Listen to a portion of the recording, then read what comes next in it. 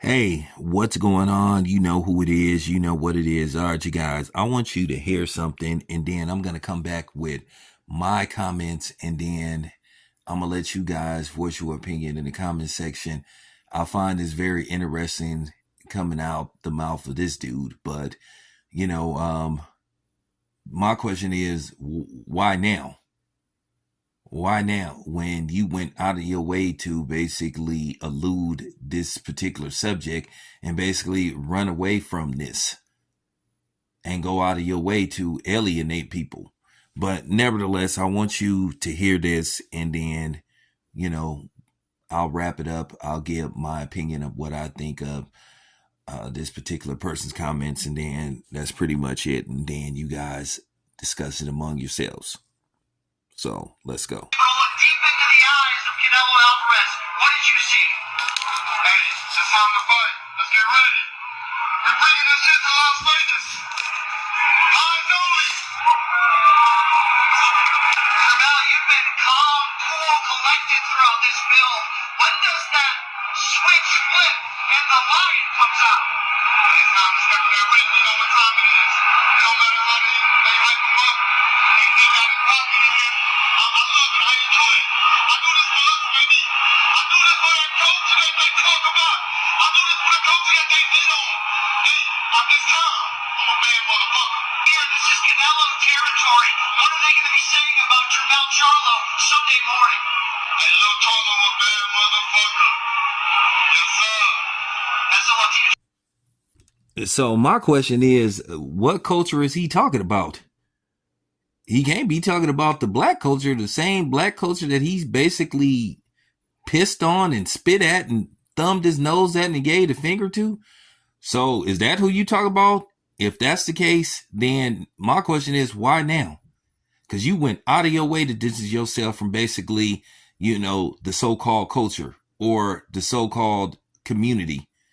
Because there are several videos and, tweets and posts of you basically, in particularly, dissing and disrespecting, in particularly black people and black media, from you threatening black media members to you threatening other boxers with bodily harm and, gunplay, which that didn't make any kind of sense.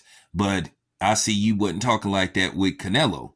You don't talk like that with non-black fighters. But when you get around black fighters, you want to get all animated. You want to talk like you Nino Brown and, those type of people. And you're not. So I'm just trying to figure out what culture you talking about, what community. You don't want to be part of this culture. You never wanted to be part of this culture. When you responded to Deontay Wilder, when Deontay Wilder was talking about some of the racism he's endured as a fighter and a black man, you dismissed it. But then when you wasn't allowed access to a gym, with your entourage, then you was crying about racism and you a black man. I just don't mess with people like that. At the end of the day, Charlo has went out of his way to be difficult. He treats black media different than what he does, non-black media. You see how he's always giving praise to, Ellie Setback. And like I said, he's went on to disrespect a lot of media outlets. And then some of these black media outlets didn't respond to him, but, they got everything to say about Terrence Crawford. But at the end of the day, I already knew a lot of them dudes was cornballs, and particularly a few of them, and was full of shit, and, we'll just leave it at that. But I'm just curious, like, what is this dude talking about? Now, if you are not black, this conversation really doesn't concern you, and nobody wants your opinion, and nobody cares what you think, because it's not meant for you to understand. But for the people that look like me, know where I'm coming from. My thing is, once again, Jamel, why now?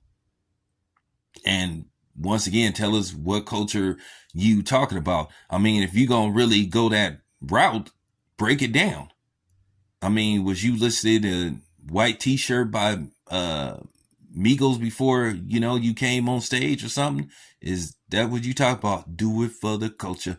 Yeah, I mean, I don't know. Let me know.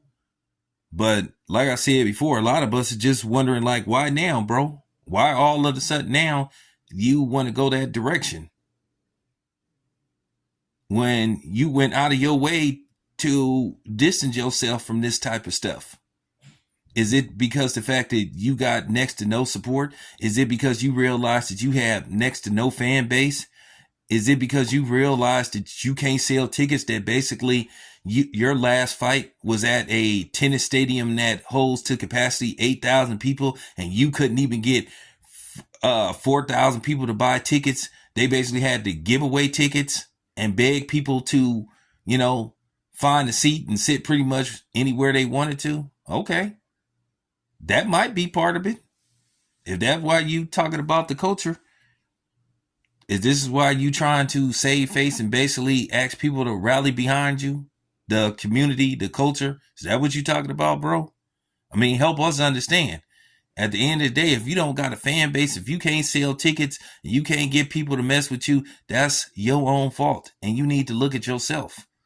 Now, at the end of the day, I'm just really going to watch this fight and just observe and just talk about basically what happens before the fight, when the bell rings, during the fight, and then after the fight, and give my assessment of it.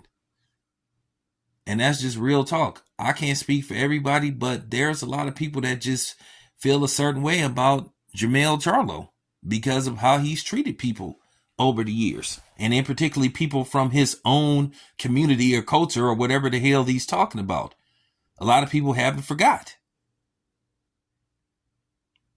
It was kind of like him being on that stage where nobody was cheering for him, where he was like an island on his own. Maybe reality finally sunk in, on behalf of his brother, speaking from that perspective, at least his brother admitted that he did people wrong and he apologized. So like I said, at the end of the day, as far as Jamal go, I hope he's sincere and I'm going to move on from it. He apologized. He apologized to the media. He apologized to the fan.